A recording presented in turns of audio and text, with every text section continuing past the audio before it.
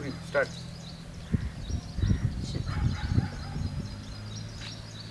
Hi, hello, namaste everybody. Welcome back to my channel Amula Naresh, and today we are going to learn the third part of the lesson refraction of light at curved surface.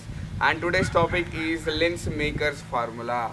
So before going to the video, guys, let me tell you that if you have not subscribed to my channel till the date, please don't forget to subscribe the channel and watch the video completely so that you will get the complete idea of refraction of light, right? And don't forget to press the bell icon so that you will get the notification updates of all the videos which I am uploading on my channel. So let us begin our video. Before uh, beginning the video, once again I would like to tell you that please watch the video completely to get the complete idea of refraction of light, as this is the last part of refraction of light, right? So the first thing is what happens to the focal length of a lens when it is placed in different media. That is, if the lens is placed in different medium like water or any other, what happens to its focal length, right? So we are going to discuss that first. So the focal length of the lens depends upon the refractive index of the surrounding medium. For example, refractive index of the air is 1, whereas refractive index of water is 1.5. So the same lens will have different focal lengths when it is placed in air, and it will have the different focal length when it is placed in water. That means refractive index is completely based upon the focal length is completely based upon the refractive index of the medium, right? So if you immerse a convex lens, here we have a convex lens, and if you immerse the same convex lens in water, what happens? Let us see. So firstly, I have immersed the convex lens, half part of the convex lens in the water, then the half part is in the water. Half part of the lens is in water and half part of the lens is in air. Then what happens to the focal length? So right, if you immerse the convex lens in a liquid whose refractive index is greater than the refractive index of the lens, its nature will change. That means, like refractive index of air is 1 as we discussed earlier, and refractive index of water is 1.5. Hence the refractive index is different. In the same way, focal length of the lens will also change.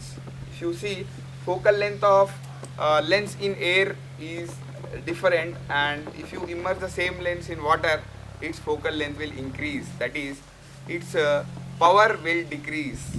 That is, the ability to converge the rays will be decreased if refractive index of the medium will be increased. Right. So if you immerse the convex lens in a liquid whose refractive index is greater than 1.5 or greater than the refractive index of the lens, like let us say refractive index of a convex lens is 1.5, and you are immersing the lens in the medium with refractive index 1.6. Normally it is a convex lens, so it should converge. But when you are immersing the convex lens, which is made up of material whose refractive index is 1.5, into the medium whose refractive index is greater than 1.5, this convex lens will no longer behave like a convex lens. It will behave like a concave lens. That means diverging lens. A convex lens can become a diverging lens only if the refractive index of the surrounding medium is greater than the refractive index of the lens, right? So the first point is that focal length of the lens is completely dependent upon the refractive index of the medium. That means if refractive index is greater, then the focal length will be decreased. So this is how refractive index will affect the focal length of the lens. And same thing happens with concave lens. Focal length is directly proportional to the refractive index of the medium.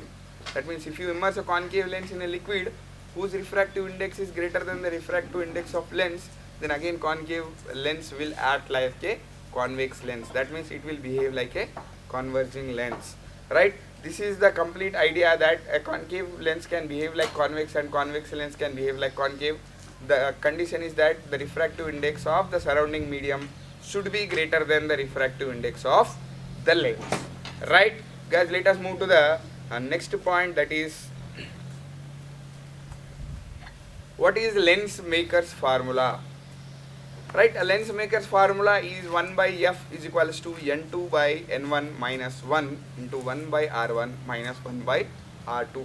This formula is termed as lens maker's formula. Here f is the focal length of the lens and n1 is the refractive index of the first medium, n2 is the refractive index of the second medium, and r1 is the radius of curvature of first surface, r2 is the second radius of curvature of the lens. So where this formula is used, it can also be given as 1 by v minus 1 by u is equals to n2 by n1 minus 1 by 1 by r1 minus 1 by r2. So here why we have used 1 by v minus 1 by u is we know that 1 by f is equals to 1 by v minus 1 by u from lens formula, right? Coming back to the next topic, the lens maker equation is another formula which is used for lenses that give us the relationship between focal length, refractive index and radii of curvature of two different surfaces in the lenses. That means you can be able to find the focal length of the lens in different medium. Like if the focal length of the lens is given in air, what could be its focal length? If it is immersed in water, then you can use this formula, that is lens maker's formula. Okay, lens maker formula is also used to determine the lens focal length in different mediums, and lens maker formula is also used by lens manufacturers to find the power or to give the exact amount of power, diverging and convergence power to the lens for the specific use, and making its focal length to a designated length, right? Guys, this is regarding the lens maker's formula, and by this we have finished our third chapter, refraction of light at curved surface. If you like my video, please subscribe it and share it to your friends, and please don't forget to comment your advice and suggestion and encourage me. Keep watching my videos. Thank you. Bye bye.